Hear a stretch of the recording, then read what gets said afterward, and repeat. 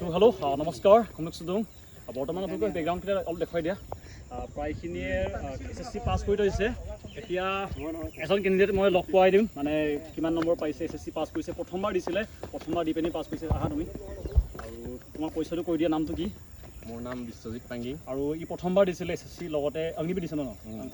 এবাৰ দিম এবাৰ দিবা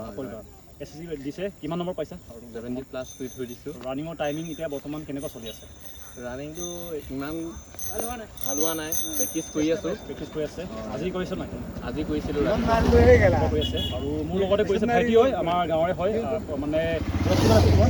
বৰ্তমান এতিয়া 19 মানে বয়স হৈছে দি পিনি এতিয়া ফাৰ্ষ্ট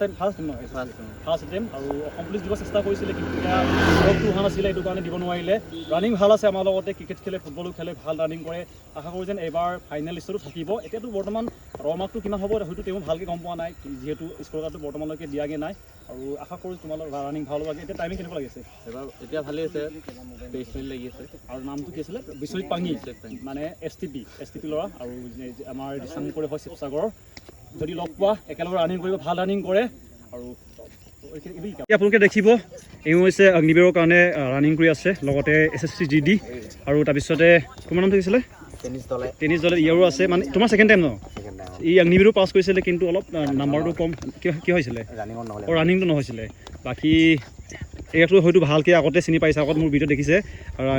অসম পুলিচৰ কাৰণে দিয়া আছে আমিও বৰ্তমান কোৱালিফাই কৰি আছোঁ বাকী তুমি নেক্সট ইয়েৰ দিবা ন